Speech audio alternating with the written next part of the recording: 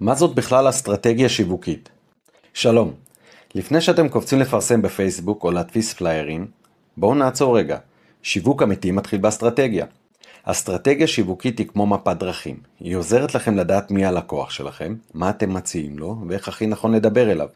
בלי מטרה ברורה ובלי כיוון, אתם פשוט תשרפו תקציב, תתעייפו וכנראה גם תתאכזבו. בהדרכה הזו נבנה יחד תוכנית שיווק פשוטה, חכמה ובעיקר כזו שעובדת. מוכנים? בואו נתחיל. הגדרת מטרות. אם גללתם לאחרונה בפייסבוק, אינסטגרם או טיק טוק, בטוח ראיתם המון משווקים שמבטיחים לכם לידים בכמויות ובאיכות. אבל בינינו, מה שווה להביא 100 לידים אם אתם לא באמת מצליחים לחזור אליהם, לעקוב, להתקשר ולסגור אותם? זה תהליך מחירה ארוך. כבעלי סטודיו אתם לא צריכים המון, אתם צריכים נכון. לכן נגדיר מטרות בשיטת הסמארט. ספציפיות, מדידות, ריאליות, רלוונטיות ותחומות בזמן. למשל, אני רוצה להביא 20 לידים איכותיים החודש הקרוב דרך פייסבוק, בתקציב של עד 800 ש"ח. פשוט, מדויק ובעיקר אפשרי. קהל יעד ובידול. אחד הדברים הכי מתסכלים בשיווק, להעלות פוסטים, לפרסם ואף אחד לא מגיב. למה? כי אולי אתם מדברים לכולם, אבל נוגעים באף אחד. אז רגע לפני כל פרסום נשאל, מי בדיוק הקהל שאני רוצה למשוך? אמהות אחרי לידה, גברים בני 40, צעירים שאוהבים אימונים קשוחים? תכירו את הקהל ואז תחדדו בידול. מה יש בכם שאין לאחרים? בגישה, באנרגיה, ביחס. בידול לא אומר להיות הכי טוב, הוא אומר להיות הכי נכון לאנשים הנכונים. בחירת ערוצי שיווק. לא כל עסק צריך להיות בטיק טוק ולא כל מודעה בפייסבוק מביאה תוצאה. שיווק טוב מתחיל בהבנה איפה הקהל שלי נמצא ואיפה הוא באמת פתוח להקשיב.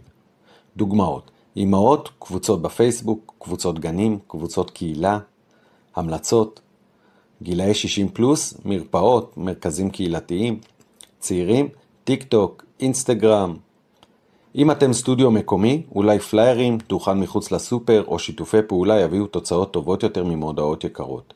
תבחרו שני ערוצים, אחד דיגיטלי שמתאים לכם ואחד מקומי עם נוכחות אמיתית. אתם לא צריכים להיות בכל מקום, רק במקום שבו זה באמת עובד. שיתופי פעולה. שיתופי פעולה זה לא בגדר אם יקרה אז יקרה, זו אסטרטגיה שיווקית מלאה.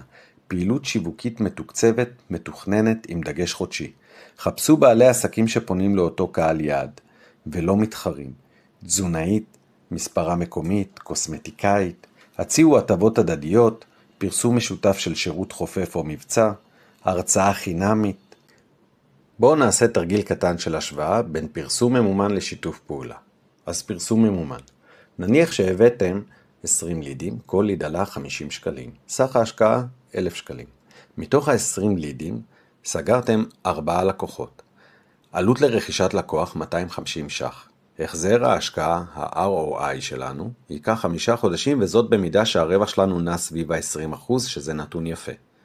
הרבה עבודה בדרך, שיחות פולו-אפ, חיזורים, חוסר מענה. ונניח שעשיתם שיתוף פעולה עם קוסמטיקאית. הצעתם לה תגמול של 150 ש"ח לכל לקוח שמצטרף דרכה. היא העבירה 3 לידים, התקציב 450 ש"ח.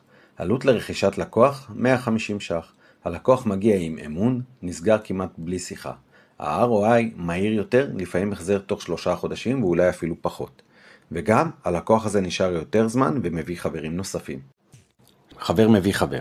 תבנו מזה מערכת, לא משהו מקרי. תפרסמו, כל מי שמביא חבר מקבל שיעור חינם או מתנה ממותגת. תפרסמו את זה בסטודיו, בוואטסאפ, ברשת, תעבדו עם טבלה, תתעדו, תודו לכל מי שהביא, ותראו איך זה מתחיל לזרום לבד. בשורה התחתונה, שיווק אורגני טוב, עולה פחות, סוגר מהר, מביא לקוחות מדויקים. זו בדיוק הסיבה למה שיתופי פעולה והמלצות צריכים להיות חלק מהתקציב השיווקי שלכם, ולא תוספת מקרית. מדידה ושיפור. איך תדעו אם כל זה עבד? תמדדו.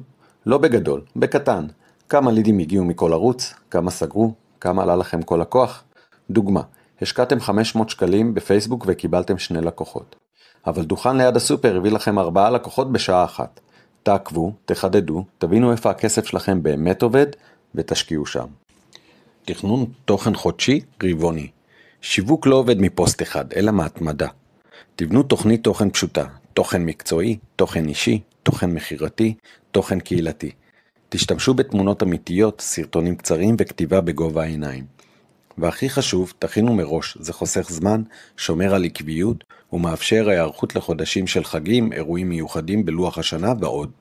שיווק עקבי שווה תוצאה יציבה.